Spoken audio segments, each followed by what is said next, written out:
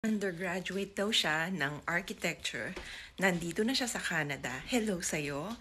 And then, tinatanong niya kung ano daw ba pwede niyang gawin or kung anong certification ang pwede niyang kunin to in a work similar to mine. Good morning.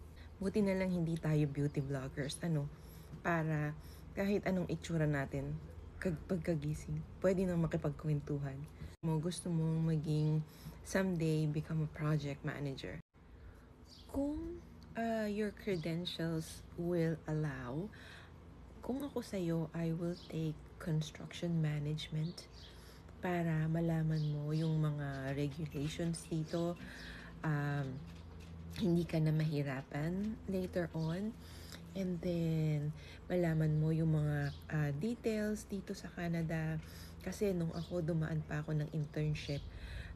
Although, lagi kong sinasabi sa inyo, ang internship or apprenticeship dito sa Canada may bayad naman. So, walang problema. Pero dahil hindi ka dadaan doon, didiretso ka ng project management, I would suggest kumuha ka ng construction management course. And then take it from there. Tapos, later on, pag nagkaroon ka na ng experience, you can apply as a project manager kahit saan. Yung iba naman, ang pathway nila na ginagawa, not pathway, ang paraan nila na ginagawa is coordinator. So, kumukuha sila ng project coordinator courses. Tapos, later on, kapag nagkaroon na sila ng maraming experiences, nabibigyan sila ng mga project management na mga oras, they challenge the exam. Pwede naman yun para magkaroon ka ng PMP. Alam mo yun, kapag graduate ka sa Philippines tapos nagkaroon ka ng lisensya or pagkatapos ng exam, meron kang, halimbawa, pangalan mo, Juan de la Cruz, tapos architect, ganon. Iyon, kapag sa naman, sa project management naman, kapag tinake mo yung exam na yon, magiging Juan de la Cruz, PMP, ganon.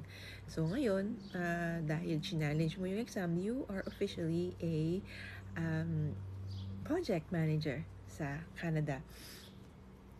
Minsan, yung mga Canadians pwede rin magtrabaho sa US, so hindi naman malilimit yung opportunities mo dito sa Canada, which is great. Diba, sabi ko sa inyo, yung mister ko nagtatrabaho siya sa US at dito lang kasi kami nakatira malapit sa border. So, ang ginagawa niya, everyday he drives there and wala namang problema. So far, he likes it.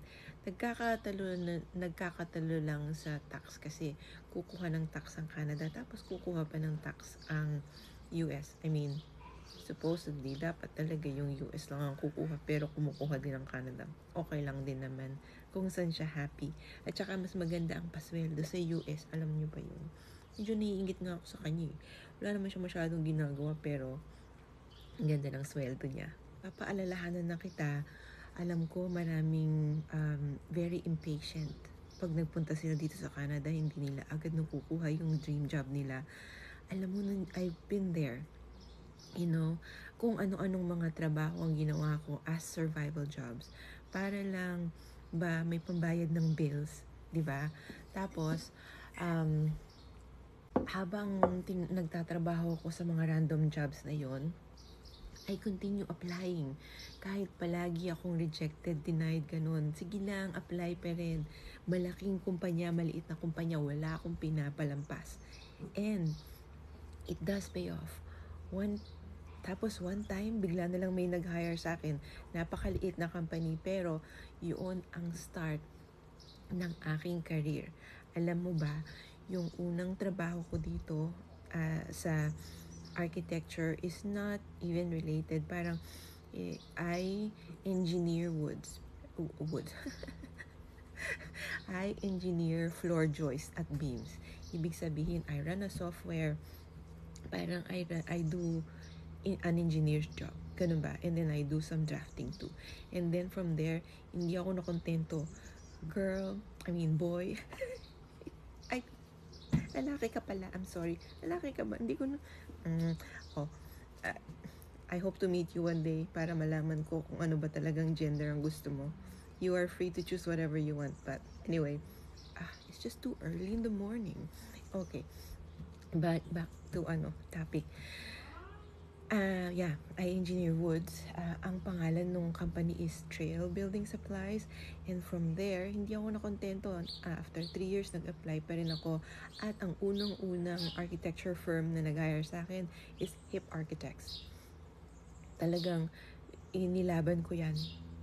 Walang and I have no regrets with every single work I did in my past kasi it gave me the courage to move forward. Para bang kapag nahihirapan ako sa mga trabaho ko dati, I use it as a driving force to push me to do better and apply for more and more and more.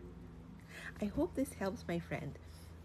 And I hope one day mabalitaan ko sa iyo na you are working in the job that you like na, and that you are getting bored. Gusto mo na naman ng ibang job, which is normal, kagaya ko ngayon. Di ba sabi ko nga sa inyo na parang gusto kong magtayo ng isang crafting business dahil parang gusto ko naman magpahinga ng konti ang brain ko. Parang gusto kong magkutkot, ganon. So, supportahan niyo pa ba ako kapag naggawa ako ng crafting business sa site, tapos yung content ko puro crafting like a grandma na lang? I hope you will. I hope you will watch me regardless. I hope you can hear the birds around. I can hear the birds around. Ang ganda ng morning. Have a beautiful day.